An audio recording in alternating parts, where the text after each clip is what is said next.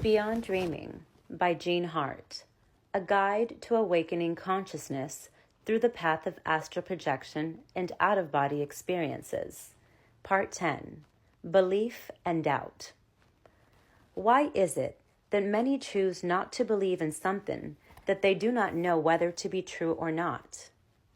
Most who decide to hold a belief against non-physical worlds have not experienced it for themselves, or have not even tried to experience it.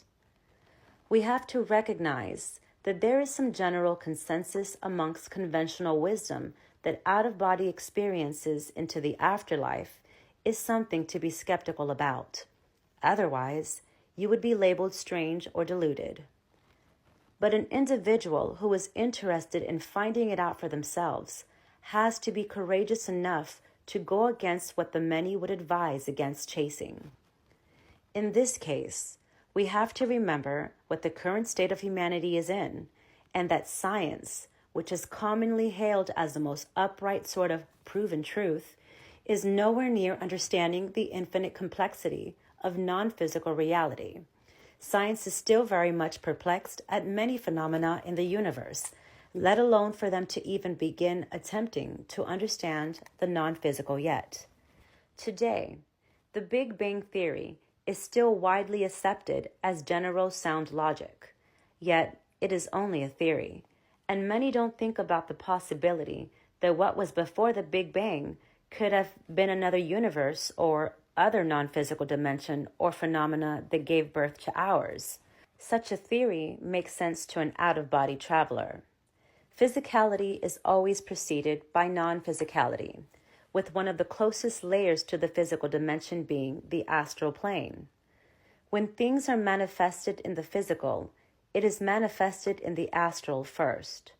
The astral plane is a sort of foundation to the physical plane. Suppose we wanted to find the truth behind how the universe came into creation. In that case, we could do so through astral projection. Personally, I think it's logical to assume that material creation is preceded by non-physical mechanisms as its underpinning reality. As many philosophies in the East agree, form cannot exist without the formless, not necessarily the other way around. There has to be nothing in order for there to be something, in the same way that space allows planet Earth to be. Non-physical dimensions of nature allow physical dimensions to be. That is a bottomless subject, though, but those are my thoughts. You can formulate your own theories after putting in the work for non-physical exploration and make your own mind up. After a while of practicing, you will come to your own intuitions about the universe, but let's take it one step at a time. There is no need to stress about such things. When we see the reality of astral projection for ourselves, our consciousness shifts from a level of intellectual speculation to a level of knowing, which goes beyond belief and leaves no room for doubt. From there, one usually gives up overthinking about it again or engaging in debates, and instead only wants to continue exploring their newfound state, regardless of other people and their worldviews. In the level of consciousness that understands OBEs, nobody can convince you otherwise of its authenticity.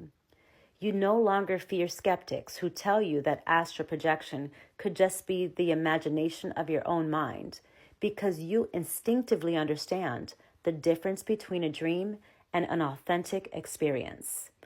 One such experience I like to share is where I was out of body and confirmed what I saw afterwards with my physical eyes after waking up. I believe many practitioners go through a phase of having such an experience, where they verify what they saw in physical life. I think it usually happens naturally because our subconscious wants to confirm the authenticity of our OBEs for ourselves. Even though it's not necessary, such an experience greatly helps one to solidify their confidence and knowing that their experiences are real.